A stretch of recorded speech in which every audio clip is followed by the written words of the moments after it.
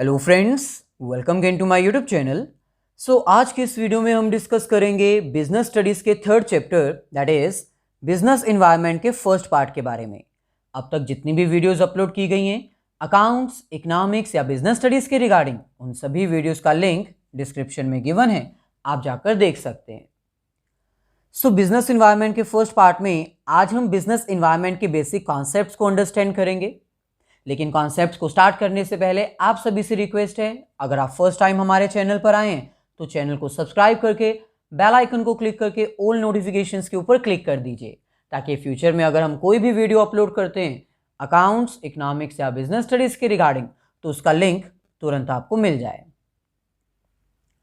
चलिए first of all हम discuss करते हैं कि आखिरकार बिजनेस इन्वायरमेंट होता क्या है। नॉर्मली एक बिजनेस इन्वायरमेंट नॉर्मल इन्वायरमेंट की तरह ही होता है।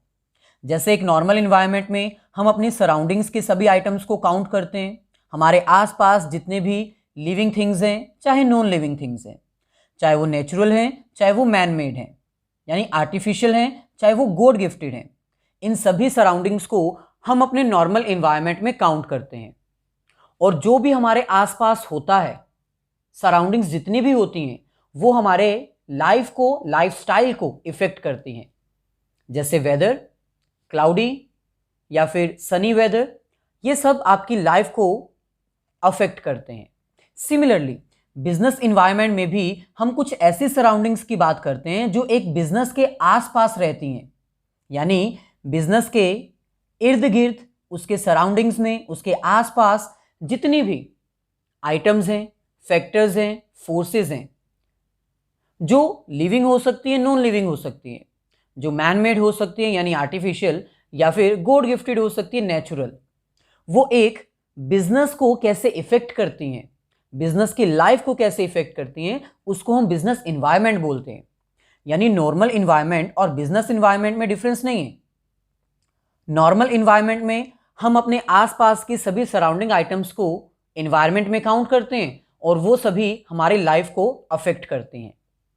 सिमिलरली बिजनेस इन्वायरमेंट में हम एक बिजनेस के सराउंडिंग्स, जितने भी आइटम्स हैं, फोर्सेस हैं, फैक्टर्स हैं, हम उनको काउंट करते हैं और वो हमारे बिजनेस को अफेक्ट करती हैं। यहां पर हमें कह रहे हैं business environment is similar to the normal environment. एक बिजनेस इन्वायरमेंट जो है वो एक नॉर्मल इन्वायरमेंट की तरह ही है। Like our environment includes surroundings of various man made and natural things where we live. जैसे अगर हम अपने इन्वायरमेंट की बात करें तो जहां हम रहते हैं उसके आसपास, उसके सराउंडिंग्स, जितने भी मैन मेड यानी आर्टिफिशियल और जितने भी नेचुरल यानी गॉड गिफ्टेड थिंग्स हैं, वो हमारे बिजनेस को अफेक्ट करती हैं। All such things affect our day to day life. Similarly business environment also includes certain factors, forces, institutes which will affect the working of our business. जैसे हमारी surroundings हमारी life को अफेक्ट करती हैं, वैसे ही बिजनेस इन्वायरमेंट में कुछ factors count किए जाते हैं, कुछ फोर्सेस होते हैं, कुछ इंस्टीट्यूट्स होते हैं जो एक बिजनेस की वर्किंग को अफेक्ट करते हैं। इसीलिए हम इसको क्या बोलते हैं, बिजनेस इन्वायरमेंट। अब वो फैक्टर्स, फोर्सेस, इंस्टीट्यूट्स कौन से होते हैं ये हम डिटेल में डिस्कस करेंगे। इन कंक्लूजन, बिजनेस इन्वायरमेंट क्या है? Business environment is the combination of internal and external forces which are having direct or indirect impact on the working of a business. Basically, business environment जो है वो internal और external forces का combination है। Internal मतलब जो within the organization होते हैं forces, और external मतलब ऐसे forces जो outside the business organization होते हैं।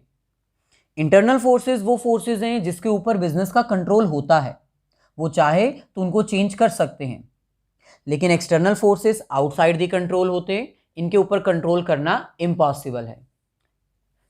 बिजनेस इन्वायरमेंट इंटरनल और एक्सटर्नल फोर्सेस का कॉम्बिनेशन है, और ये इंटरनल और एक्सटर्नल फोर्सेस या फिर फैक्टर्स एक बिजनेस की वर्किंग को इफेक्ट करते हैं, डायरेक्टली या फिर indirectly. Business environment includes forces, factors, individuals and institutes.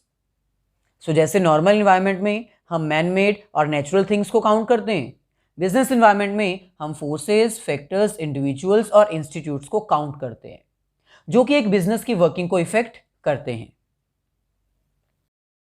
Business environment के कॉन्सेप्ट को डिटेल में अंडरस्टैंड करने के लिए ये हमारे पास हैं फीचर्स ऑफ बिजनेस इन्वायरमेंट, यानी बिजनेस इन्वायरमेंट के क्या फीचर्स हैं, क्या करेक्टर्स हैं, क्या नेचर हैं। सो फर्स्ट फीचर हमारे पास है टोटलिटी ऑफ एक्सटर्नल फोर्सेस। अभी हमने आपको एक्सप्लेन किया था कि बिजनेस इन्वायरमेंट जो है वो इंटरनल और एक्सटर्नल फोर्सेस से मिलके बना है, लेकिन इसमें मेजर परफॉर्मेंस जो है या फिर मेजर अफेक्ट जो है वो एक्सटर्नल फोर्सेस का होता है। इसलिए हम क्या बोलते हैं कि business environment is totality of external forces, यानी business environment basically external forces से मिलके बना है। एक्सटर्नल फोर्सेस मीन्स ऐसे फोर्सेस जिनके ऊपर कंट्रोल करना आउट ऑफ कंट्रोल है, जिनके ऊपर प्रभाव डालना, जिनके ऊपर एक्सरसाइज करना बिजनेस ऑर्गेनाइजेशन के कंट्रोल में नहीं है। सो यहां पर हमें कह रहे हैं business environment is the sum total of internal as well as external forces. जो हमारा बिजनेस इन्वायरमेंट है वो इंटरनल और एक्सटर्नल दोनों ही फोर्सेस से मिलकर बना है, बट इसमें एक्सटर्नल फोर्सेस ज़्यादा मेजर रोल परफॉर्म करते हैं। External forces are those forces which are not under the control of business organisation.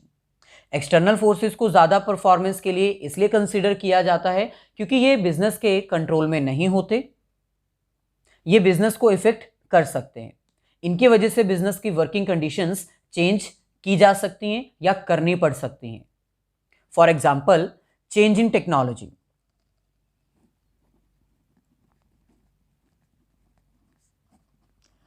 अगर किसी प्रोडक्ट को मैन्युफैक्चर करने की टेक्नोलॉजी में चेंज आ चुका है, मार्केट में एक न्यू टेक्नोलॉजी आ चुकी है, तो हम चाहकर भी उस टेक्नोलॉजी को मार्केट में आने से नहीं रोक सकते क्योंकि हमारे कॉम्पिटिटर्स तो वो टेक्नोलॉजी एक्वायर कर ही लेंगे। इसका मतलब बिजनेस के कंट्रोल में ये नहीं है कि वो टेक्नोलॉजी को मार्केट में आने से रोक दे। ऐसे ही change in government policies.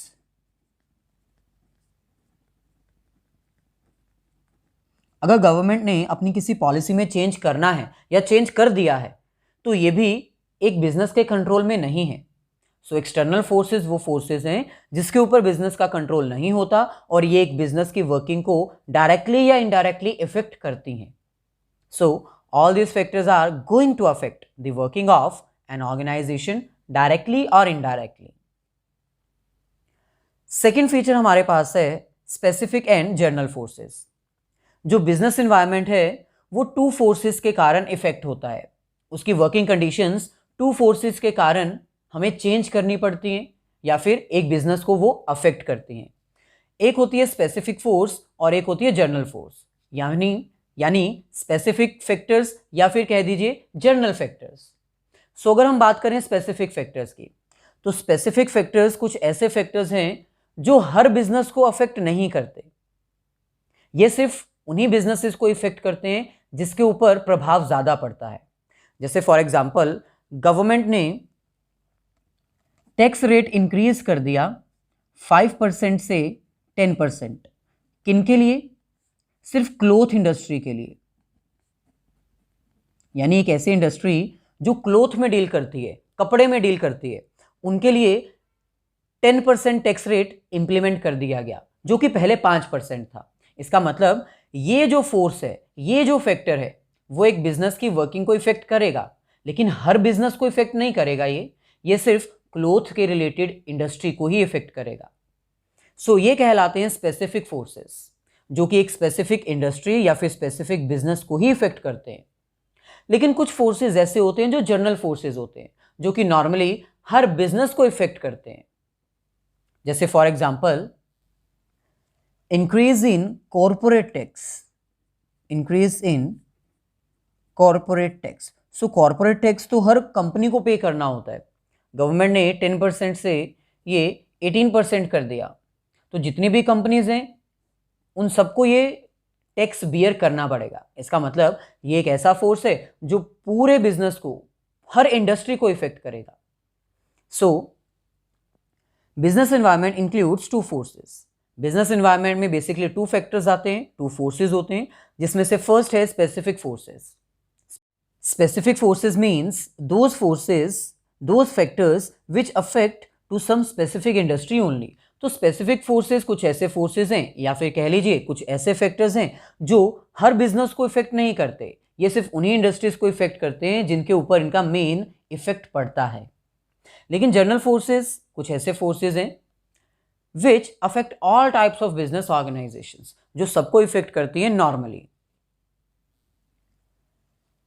So next feature हमारे पास है फीचर नंबर 3, इंटर रिलेटेडनेस। यानी यहां पर हमें ये कह रहे हैं कि बिजनेस में जितने भी फोर्सेस हैं, बिजनेस इन्वायरमेंट के जितने भी फैक्टर्स हैं, वो सब इंटर रिलेटेड हैं। यानी अगर मार्केट में कोई एक फैक्टर में चेंज होता है तो उसका प्रभाव बाकी दूसरे फैक्टर्स के ऊपर भी पड़ेगा।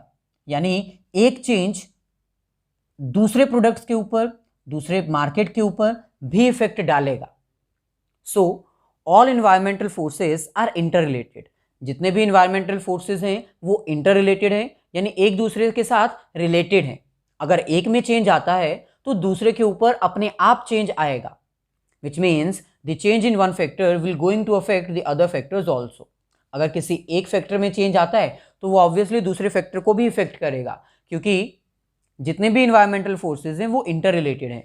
For example, increase in the knowledge of customer regarding health product. मान लो कि कस्टमर्स को हेल्थ प्रोडक्ट के रिगार्डिंग ज़्यादा नॉलेज हो चुकी है, अब वो मार्केट में हेल्थ प्रोडक्ट्स ज़्यादा खरीदेंगे। सो फर्स्ट फैक्टर क्या हुआ, कस्टमर्स की नॉलेज इंक्रीज हुई, जिसके कारण हेल्थी प्रोडक्ट्स की डिमांड इंक्रीज हुई, और उसका इफेक्ट एक और हुआ, decrease in the purchase of unhealthy और जंक फूड। यानी एक के इफेक्ट से सीरीज ऑफ इफेक्ट इंक्रीज हो जाते हैं। सबसे पहले कस्टमर्स की नॉलेज इंक्रीज हुई रिगार्डिंग हेल्थ प्रोडक्ट। अब क्योंकि वो हेल्थ प्रोडक्ट के रिगार्डिंग नॉलेज इंक्रीज कर चुके हैं, इसलिए उन्होंने हेल्थी प्रोडक्ट्स परचेज करना शुरू किया और अनहेल्थी प्रोडक्ट्स को परचेज करना बंद कर दिया। सो एक फैक्टर बाकी सभी को भी इफेक्ट करता है। यही इसका थर्ड फीचर है, इंटर रिलेटेडनेस। बिजनेस एनवायरनमेंट के जितने भी फोर्सेज हैं वो इंटर रिलेटेड हैं, एक दूसरे के साथ कंबाइन है। एक में चेंज आने पर एक सीरीज ऑफ चेन इफेक्टेड होती है और बाकी सब में भी चेंजेस आ जाते हैं। ऐसे ही नेक्स्ट फीचर हमारे पास है डायनेमिक नेचर। डायनेमिक का मतलब होता है चेंजिंग, यानी बिजनेस एनवायरनमेंट जो है वो चेंजिंग नेचर का है। ये कभी भी स्टेबल नहीं रहता। बिजनेस एनवायरनमेंट में चेंजेस आते रहते हैं, जैसे कभी टेक्नोलॉजी चेंज हो जाती है, कभी टैक्सेस पॉलिसीज चेंज हो जाती है, कभी लीगल रिक्वायरमेंट्स चेंज हो जाती हैं, और कभी कस्टमर्स की सेविंग्स, टेस्ट और प्रेफरेंसेस चेंज हो जाती हैं। सो business environment is dynamic in nature, which means it's keeps on changing. यानी बिजनेस एनवायरनमेंट जो है वो एक डायनेमिक नेचर का है, जो कि चेंज होता रहता है, ये कभी भी स्टेबल नहीं रहता। फॉर एग्जाम्पल, अगर कस्टमर्स की टेस्ट और प्रेफरेंस में चेंज आ गया तो ये आपके बिजनेस को इफेक्ट करेगा। सो बिजनेस एनवायरनमेंट जो है वो डायनेमिक नेचर का है, ये चेंज करता रहता है। फिफ्थ फीचर हमारे पास है अनसर्टेनिटी। अनसर्टेनिटी का मतलब होता है कि जिसके बारे में कोई जानकारी ना हो। सो आपको पता ही है कि बिजनेस एनवायरनमेंट डायनेमिक नेचर का है, यानी बिजनेस एनवायरनमेंट एक ऐसे फैक्टर्स और फोर्सेस को अपने अंदर समाकर रखता है जिसके बारे में पता लगाना मुश्किल है, प्रिडिक्शंस करना डिफिकल्ट है। हम नहीं अच्छे से पता लगा सकते कि आने वाले टाइम में क्या चेंजेस आ सकते हैं। अब क्योंकि बिजनेस एनवायरनमेंट डायनेमिक नेचर का है, ये कभी भी कुछ भी चेंज कर सकता है, स्टेबल नहीं रहता। इसका मतलब एक बिजनेसमैन बिजनेस एनवायरनमेंट को अच्छे से प्रिडिक्ट नहीं कर पाएगा। सो बिजनेस एनवायरनमेंट अनसर्टेन है, इसके बारे में पता लगाना मुश्किल है। कब क्या चेंज आए मार्केट में कुछ कहा नहीं जा सकता। सो as business environment is dynamic in nature, it means it is exceedingly difficult to predict what changes are going to be happen in near future. So क्योंकि business environment जो है वो dynamic nature का है, इसका मतलब एक businessman के लिए ये बहुत ज़्यादा difficult है कि वो आने वाले टाइम में क्या चेंजेस होने वाले हैं इसके बारे में अनुमान लगा सके, एस्टिमेट कर सके या फिर प्रिडिक्शंस कर सके। सो क्योंकि बिजनेस एनवायरनमेंट डायनेमिक नेचर का है, इसके बारे में पता लगाना मुश्किल है, इसलिए business environment is uncertain, which means it is difficult to predict the future changes accurately. इसका मतलब बिजनेस एनवायरनमेंट के थ्रू फ्यूचर में क्या चेंजेस आएंगे ये एक्यूरेटली कुछ नहीं कहा जा सकता। सो ऐसे ही नेक्स्ट फीचर हमारे पास है कॉम्प्लेक्सिटी। कॉम्प्लेक्सिटी का मतलब होता है वेरी डिफिकल्ट, एक ऐसी सिचुएशन जिसके बारे में पता लगाना मुश्किल है या फिर बहुत ज़्यादा डिफिकल्ट है। सो बिजनेस इन्वायरमेंट जो है वो एक कॉम्प्लेक्स है, क्योंकि आपको पता है कि बिजनेस इन्वायरमेंट डायनेमिक है, यानी वो चेंज करता रहता है। अब क्योंकि वो चेंजिंग नेचर का है, जिसकी वजह से प्रिडिक्शन करना मुश्किल हो जाता है। अब क्योंकि वो डायनेमिक है, चेंज करता है, उसके बारे में पता लगाना थोड़ा सा मुश्किल है। तो इसका मतलब बिजनेस इन्वायरमेंट इन कंक्लूजन क्या है? इजी है प्रिडिक्ट करना या फिर कॉम्प्लेक्स है? कॉम्प्लेक्स है। सो आपको यहां पर 2 रीजन स्पेसिफाई करने हैं। फर्स्ट इज क्योंकि बिजनेस इन्वायरमेंट डायनेमिक नेचर का है, यानी चेंजिंग नेचर का है, और बिजनेस इन्वायरमेंट अनसर्टेन है, यानी जिसके बारे में पता लगाना मुश्किल है। इसीलिए हम ये कह सकते हैं कि भाई बिजनेस इन्वायरमेंट जो है वो एक कॉम्प्लेक्स है। इसमें बहुत ज़्यादा कॉम्प्लेक्सिटी है, क्योंकि एक डायनामिक नेचर का है, चेंज करता रहता है, और इसके बारे में पता लगाना मुश्किल है, तो इसीलिए ये कॉम्प्लेक्स है। So complex means extremely difficult to understand. हमारा जो बिजनेस इन्वायरमेंट है वो कॉम्प्लेक्स है। कॉम्प्लेक्स का मतलब एक ऐसी चीज़ है ये जिसके बारे में पता लगाना, अंडरस्टैंड करना, जिसको बहुत ही मुश्किल काम है। As business environment is dynamic in nature, which means it goes on changing and uncertain in nature, which means exceedingly difficult to predict. So क्योंकि business environment dynamic nature का है, जो समय समय पे चेंज होता रहता है, और क्योंकि ये अनसर्टेन है, जिसके बारे में पता लगाना मुश्किल है, इसीलिए हम क्या कह सकते हैं कि ये कॉम्प्लेक्स नेचर का भी है।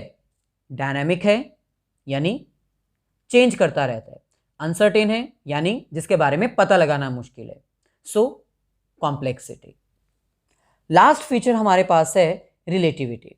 रिलेटिविटी का मतलब है कि business environment situation to situation vary करता है, एरिया टू एरिया वेरी करता है, कंट्री टू कंट्री वेरी करता है।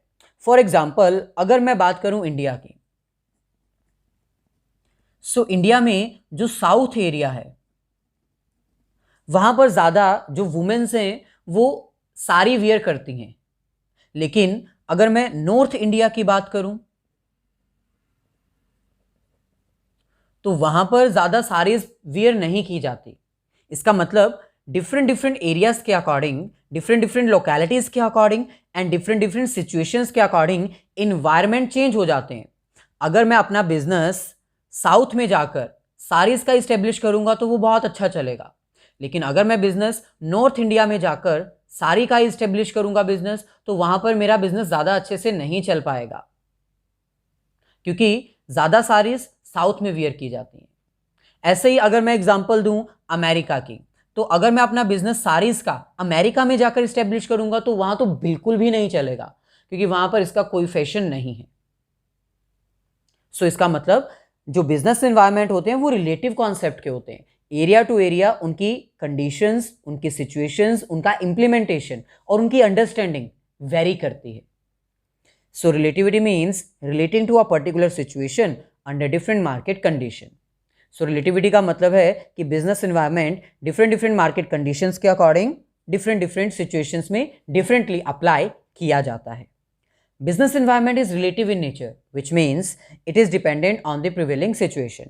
जो business environment है वो relative nature का होता है। इसका मतलब इसकी implementation और इसकी understanding situation to situation vary करती है, country to country depend करती है। एक बिजनेस के लिए अपने बिजनेस environment को, अपने सराउंडिंग्स को स्कैन करना, फ्यूचर में होने वाले चेंजेस को प्रिडिक्ट करना, अंडरस्टैंड करना और फ्यूचर में होने वाले चेंजेस के अकॉर्डिंग अपने आप को प्रिपेयर करना कितना इंपॉर्टेंट है, इसको अंडरस्टैंड करने के लिए हमें डिस्कस करने होंगे इंपॉर्टेंस ऑफ बिजनेस एनवायरनमेंट। यानी क्यों एक बिजनेस अपनी सराउंडिंग्स को अंडरस्टैंड करे, क्यों एक बिजनेस आने वाले चेंजेस को प्रिडिक्ट करे और उसके अकॉर्डिंग प्रिपेयर हो, एक बिजनेस को ऐसा क्यों करना चाहिए। यानी इन शॉर्ट क्यों एक बिजनेस के लिए ये इंपॉर्टेंट है कि वो अपने बिजनेस को, अपने बिजनेस एनवायरनमेंट को या फिर अपने बिजनेस के सराउंडिंग्स को स्कैन करे। So importance of business environment scanning.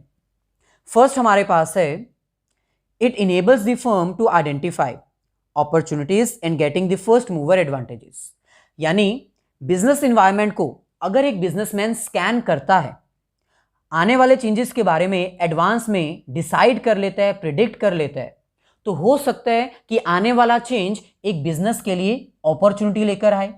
यानी हो सकता है कि फ्यूचर में कुछ ऐसे चेंजेस हो जाएं जो बिजनेस के लिए बेनिफिशियल है, और अगर वो चेंजेस बेनिफिशियल है तो उनको प्रिडिक्ट करके, उनको एडवांस में ही अंडरस्टैंड करके एक बिजनेसमैन पहले से ही प्रिपेयर हो सकता है।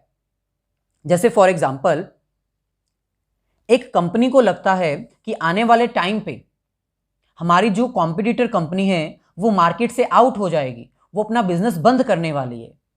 जैसे फॉर एग्जांपल, आइडिया को लगा कि जो वीडियोकॉन है वो कंपनी बंद होने वाली है, इसके कस्टमर्स हैं वो किसी दूसरे सिम में अपना पोर्ट करवाएंगे, इससे अच्छा यही है कि सारे वीडियोकॉन के कस्टमर्स हम अपने अंदर ही क्यों ना संभालें, जाके कॉन्ट्रैक्ट कर लें वीडियोकॉन वालों से, उनकी पूरी कंपनी परचेज कर लें और उनके कस्टमर्स भी परचेज कर लें। सो इसका मतलब आइडिया वालों ने क्या किया, फ्यूचर में होने वाले चेंजेस को प्रिडिक्ट किया। ये चेंजेस आइडिया के लिए बेनिफिशियल थे। उन्होंने वीडियोकॉन के सारे कस्टमर्स अपने अंदर में इन्वॉल्व कर लिए ताकि उनको ज़्यादा बेनिफिट मिल सके। इसके कारण मार्केट में से एक कॉम्पिटिटर भी चला गया और वीडियोकॉन के सारे कस्टमर्स भी आइडिया के पास आ गए, जो कि एक रियल एग्जाम्पल है। सो अगर एक बिजनेस आने वाले चेंजेस के बारे में एडवांस में एडवांस में डिसाइड कर लेता है तो हो सकता है कि फ्यूचर में होने वाले चेंजेस उसके लिए बेनिफिशियल हों और वो बेनिफिट पहले ले सके। So business environment helps the firm to identify the opportunities. सबसे पहले एक बिजनेस इन्वायरमेंट की स्कैनिंग करने से बिजनेसमैन को यह पता चल जाता है कि आने वाले टाइम में उसके पास क्या अपॉर्चुनिटीज होंगी, और अगर उसको अपॉर्चुनिटीज पता चल जाती हैं then he is able to get first mover advantage. और अगर उसको एडवांटेजेस के बारे में पता चल जाता है तो वो एडवांटेज लेने वाला सबसे पहला पर्सन हो सकता है, जैसे आइडिया ने किया। सो यहां पर हमें कह रहे हैं scanning business environment help the organisation to identify upcoming positive changes. So अगर एक बिजनेसमैन बिजनेस इन्वायरमेंट की स्कैनिंग करता है, आने वाले चेंजेस के बारे में एडवांस में प्रिडिक्शंस करता है, तो हो सकता है कि वो चेंजेस उसके लिए बेनिफिशियल हों, और अगर वो उसके लिए बेनिफिशियल हैं, पॉजिटिव चेंजेस हैं, तो वो उनको सबसे पहले ग्रैब कर सकता है, सबसे पहला एडवांटेज वो खुद ले सकता है। So it helps in identifying the positive changes and to ready to avail that opportunity. So अगर एक बिजनेसमैन बिजनेस इन्वायरमेंट की प्रॉपर वे में स्कैनिंग करता है तो वो इजीली आइडेंटिफाई कर सकता है आने वाले चेंजेस को और उनको ग्रैब भी कर सकता है। सिमिलरली आने वाले चेंजेस अगर पॉजिटिव हो सकते हैं तो आने वाले चेंजेस नेगेटिव भी तो हो सकते हैं। यानी सेकेंड एडवांटेज हमारे पास है business environment helps the firm to identify threats and early warning signals. अब जैसे एक बिजनेसमैन आने वाले टाइम को एडवांस में प्रिडिक्ट करता है और आने वाले बेनिफिट्स उसके लिए अपॉर्चुनिटीज लेकर आते हैं तो वो उनको ग्रैब करता है। सिमिलरली अगर एक बिजनेसमैन आने वाले चेंजेस को बिजनेस इन्वायरमेंट स्कैनिंग की हेल्प से एडवांस में डिसाइड करता है तो आने वाले चेंजेस उसके लिए नेगेटिव भी तो हो सकते हैं, उसके लिए खतरा भी तो हो सकते हैं। सो आने वाले खतरों से बचने के लिए एक बिजनेसमैन को बिजनेस इन्वायरमेंट की स्कैनिंग करनी चाहिए। फॉर एग्जाम्पल एक बाइक मैन्युफैक्चरिंग कंपनी को ये लगता है कि आने वाले टाइम में मार्केट में हमारा एक न्यू कॉम्पिटिटर आने वाला है जो कि हमारी जैसी बाइक्स ही मैन्युफैक्चर करेगा। सो अगर एक बिजनेसमैन आने वाले टाइम को प्रिडिक्ट करता है और वो आने वाले खतरे को पता लगा लेता है कि हमें ये थ्रेट है, हमें आने वाले टाइम में कंपटीशन मिलेगा, तो ये उसके लिए अर्ली वार्निंग सिग्नल्स होंगे। यानी उसको एडवांस में पता चल जाएगा कि आने वाले टाइम में हमें टफ कंपटीशन मिलेगा और वो उसके लिए प्रिपेयर हो जाएगा। वो अपनी कॉस्ट कम करेगा, अपने प्राइजेस कम करेगा ताकि अपने कॉम्पिटिटर के कंपैरिजन में कम रेट पे अपने प्रोडक्ट्स सेल कर पाए। सो इसका मतलब बिजनेस इन्वायरमेंट आने वाले एडवांटेजेस को भी ग्रैब करने में हेल्प करता है और बिजनेस इन्वायरमेंट आने वाले खतरों को एडवांस में डिसाइड करके उनको टालने में भी मदद करता है। So business scanning also helps to identify any negative changes. Business scanning एक बिजनेस ऑर्गेनाइजेशन को हेल्प करती है ये आइडेंटिफाई करने में कि आने वाले चेंजेस अगर नेगेटिव हो सकते हैं तो कैसे उनके लिए एडवांस में प्रिपेयर किया जाए। So through business environment an organisation में प्रिपेयर फॉर एनी थ्रेट। इसका मतलब आने वाले चेंजेस अगर नेगेटिव हैं तो एक बिजनेसमैन उसके अकॉर्डिंग अपने आप को प्रिपेयर कर सकता है एडवांस में। नेक्स्ट इंपॉर्टेंस हमारे पास है importance number 3, it help in tapping useful resources. Tapping का मतलब होता है रिसोर्सेज को यूज करना। अब जैसे कि आपको पता ही है कि इन्वायरमेंट में बहुत सारी रिसोर्सेज की हम बात करते हैं। इन्वायरमेंट में हम मैन की बात करते हैं, मटेरियल की बात करते हैं। सो क्योंकि इन्वायरमेंट के थ्रू एक बिजनेसमैन एडवांस में अपने आप को प्रिपेयर कर सकता है, आने वाले चेंजेस के बारे में एडवांस में डिसाइड कर सकता है और उसके अकॉर्डिंग अपने आप को प्रिपेयर कर सकता है। सो अगर एक बिजनेसमैन को एडवांस में पता होगा कि फ्यूचर में क्या होगा, कैसे होगा और हमने आने वाले चेंजेस को कैसे ग्रैब करना है, कैसे उसको यूटिलाइज करना है, तो इसका मतलब एक बिजनेसमैन अपने रिसोर्सेज को प्रॉपरली यूज कर सकता है। लेकिन दूसरी तरफ अगर एक बिजनेसमैन बिजनेस एनवायरनमेंट की स्कैनिंग ना करे, उसको ना पता हो कि फ्यूचर में क्या होगा, तो वो अपने रिसोर्सेज को वेस्टफुली यूज करता रहेगा।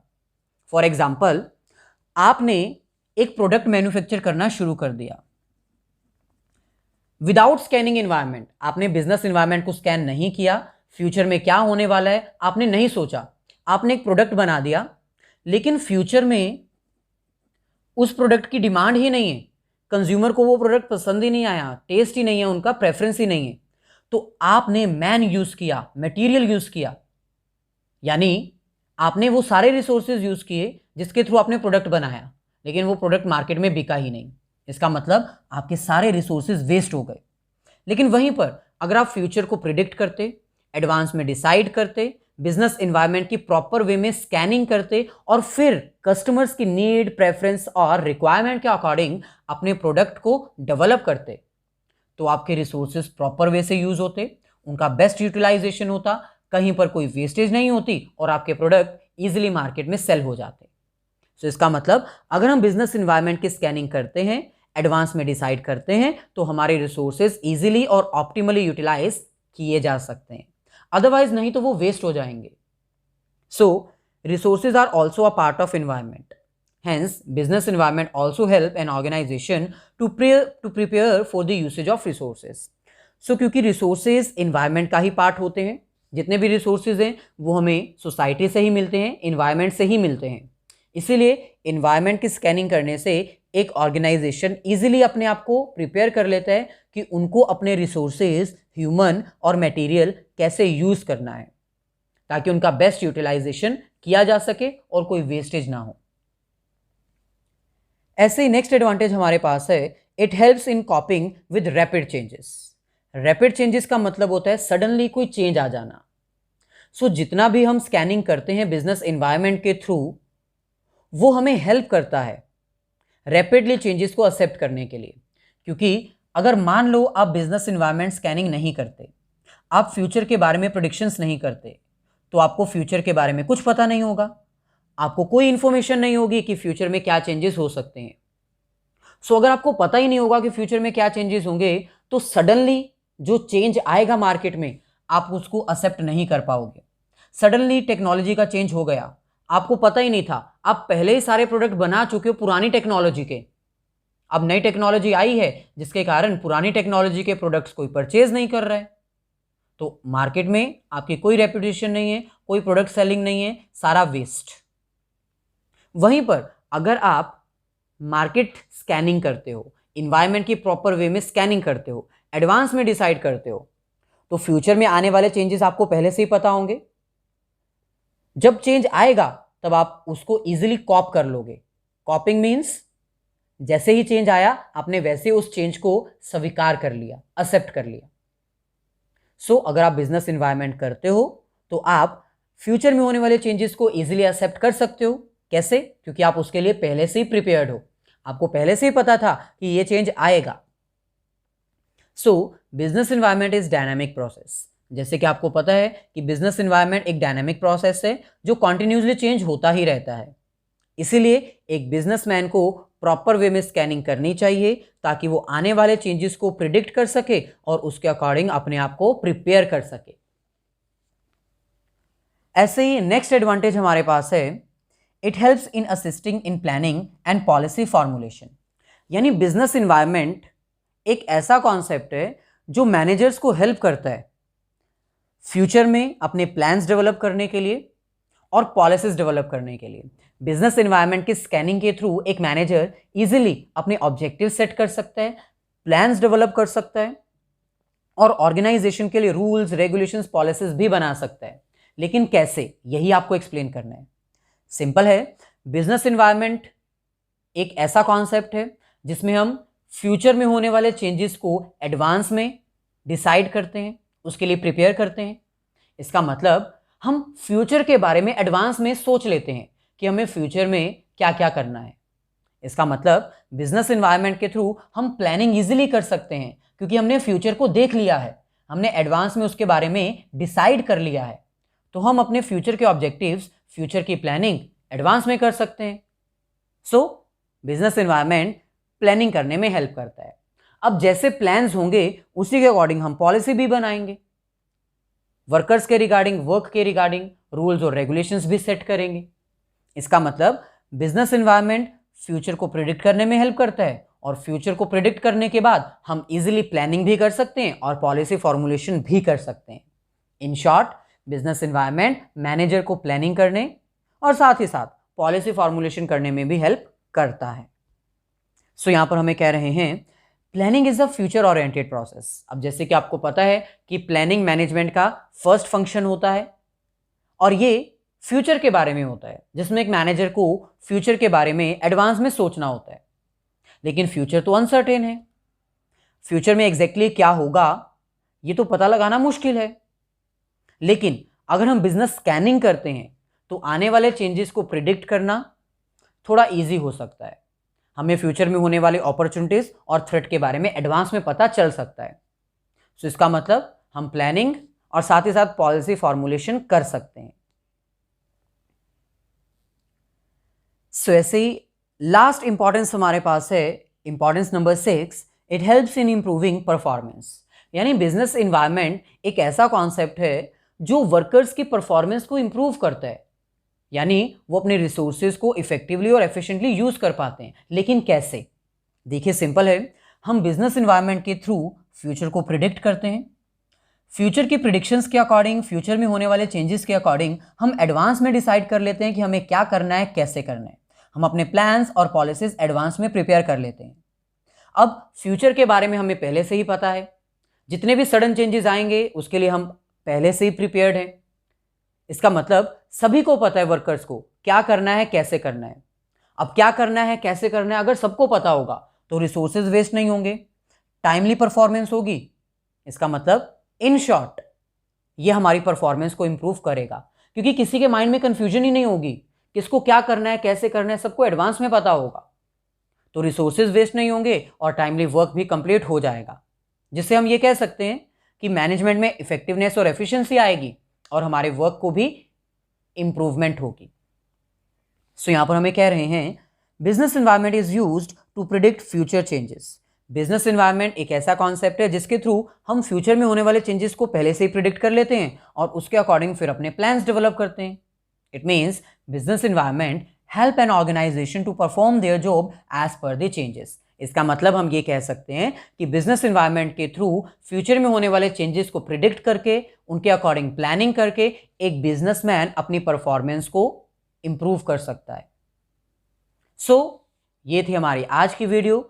अगर वीडियो अच्छी लगी है तो प्लीज़ इसको लाइक कर दीजिए और अपने सभी फ्रेंड्स के साथ शेयर कर दीजिए।